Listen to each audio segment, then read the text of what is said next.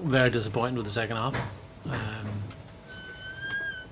The first half was a really good test match, very competitive, end to end. I felt we were on it, and I maybe tell the players were a bit deflated that they weren't leading at half time, but that happens. We managed to stop Ireland scoring on a couple of occasions in the first half. They stopped us, and it just disappointed that the second half wasn't as competitive, not as same energy level from us, and Ireland got ahead, and we probably chased the game. Maybe we had to, maybe it was too early to chase the game, but we obviously weren't very happy with that last 15-minute performance. I know it's just the game's just over, it's hard to say, but what does your gut say went wrong in that second half? Why do you think it was like that? I don't know, I felt both teams' energy dropped in the second half, I think, because the first half was such an open game, such a physical game. They'd had injuries, we'd had obviously Richie leaving, and it was there to be grabbed by one of the two teams, and it was Ireland that grabbed it, which is really disappointing for us. Greg, you took off both of your props around the 54-minute mark. They were playing exceptionally well. Things seemed to go south after that. Do you think there's a connection? No, I felt that energy was dropping right throughout the team and in the forwards, the amount of work they did, and in that first half. So whether they would have been able to play another 5-10 minutes at that level, that was a decision I made in the coaching box. What do you think was the turning point? Was it around that period of the game? No, I felt that the whole of the second half we wanted that energy that we had been in the first half, and whether we expected things to come to us in the second half, because Ireland I felt had showed less energy and more fatigue, but we didn't grab that third quarter. They eventually did, and then it was much tougher for us when they go more than a score up. But it was disappointing in attack, disappointing in defence. We were passive at times, and we lost the contact. We'd been so good in the contact in the first half. I think 2 or 3 occasions we moved the ball wide, and we didn't get there quick enough. So it's something we obviously have to improve ourselves, because if you're getting turned over, then you're given a very good team more opportunities in your half. Why did that happen? Did you put your finger on it yet? Oh, I think we've got to credit Ireland. I thought Hansen was excellent. I think he got 2 of the jackals. We'll look at ourselves, our own technique, were we in the right positions quickly enough. And I do feel that first half was at such a high level of pace and energy. Both teams weren't replicating that at the beginning of the second half. But Ireland got confidence from going ahead. We started forcing things, and we looked a lot poorer in that last quarter than we did in the first half. How concerning is it that energy levels even drop off? I know it's a terrible first half, but at this standard, should energy levels ever drop off?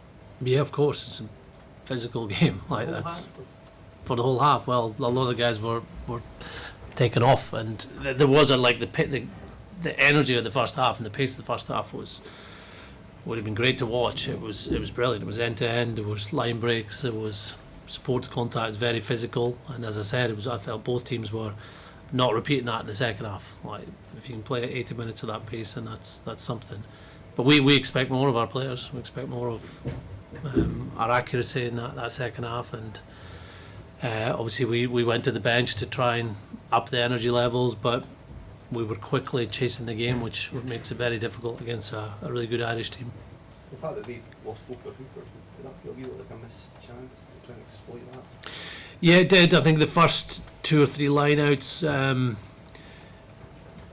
obviously won the ball right at the 5 metre line, and it was hard to get there, but we decided to put more pressure on the throw, and we got a couple of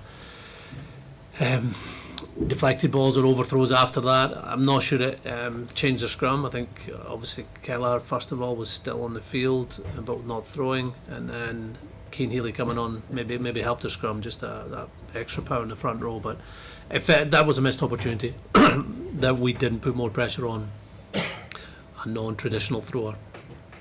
How was such a great Gregor? He seems okay. It was a rib injury, a popped rib or a popped cartilage. We won't know until he has a scan or X-ray. But he just felt he wasn't going to be able to continue at that level. So it's a blow for him. He's been a very important player for us. And today our lineup didn't function nearly as well as it has this season. Part of that was the disruption, but also ourselves. We have to be better there. Was Finn okay when he came off? No, he was carrying a knee injury. Hoggy obviously had an ankle injury, so both them will be getting scans or X-rays tonight to see if it's anything that'll rule them out next week. With the chance of silverware gone, what lifts the players from this disappointment going into next weekend? I suppose the internal focus of putting what we've been working towards into an 80-minute performance. That's what we were aiming to put out there today, and a lot of that first half was at a high level. Probably some of the best rugby we played because of the quality of the opposition. But 40 minutes isn't good enough, or 50 minutes isn't good enough, and it won't be good enough against Italy, who are a very dangerous team with nothing to lose. So it's similar messages that we gave the players after the New Zealand game. That was on a Sunday, and we played longer against New Zealand at a higher level, but we lost the game, and we said we've got to go out there and play our best rugby of that campaign against Argentina, which we did. So that'll be the goal this week for Italy. Gregor, you obviously play Ireland in the World Cup, a lot of rugby to be played between now and then, but they do have this sequence of victories. Do you feel any closer to working out how you might be able to beat them when that game comes around? Well, I'd say we're close to working out. It's delivering it is the other part, because I think we showed enough in attack and defence in the first half that there's a game there and there's a playing group there that can really trouble Ireland. But you've got to do it for 80 minutes.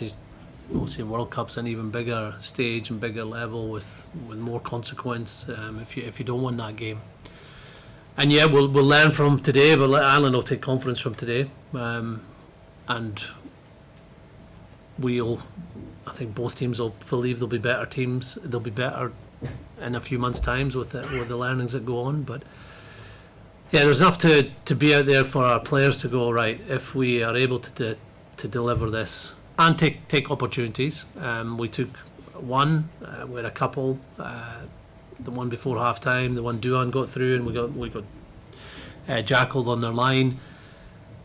That at least forces Ireland to have to play differently, excuse me, or be behind. I think it's something that we've obviously not beaten Ireland for a while, but I don't think we've been ahead to put them under pressure to have to play differently. And once they went ahead, they showed the quality team they are. I think their confidence and their calmness at times is something that we can learn from, something we're striving towards. They are further along their cycle in terms of the wins they've had to be calm and in those testing times. We've done that against New Zealand. We've done that against France when things have gone against us. So we have that ability, but today it wasn't there in the second half. Yeah, given there's been so much positivity around performances in this campaign, is there a fear that what happened today might have a psychological effect, psychological damage on the sport? No, I wouldn't say so. I think it should make them even more determined to not go through an experience like today of losing. Like there was, I felt the first half was better than we obviously have started other first halves, and against a real top opposition. So there's confidence to take out of what they've been training and how they've been playing, but there'll be a frustration and a real determination to make sure that carries on for 80 minutes. The result aside today, it was a special day for Stuart Hogg, wasn't it? 100 yards, incredible feat. Yeah, it was. I felt the tribute the crowd gave him, obviously his family involved when he walked out was great to see. It is important to recognise people when they're still playing for what they've done for Scottish rugby and for rugby in general.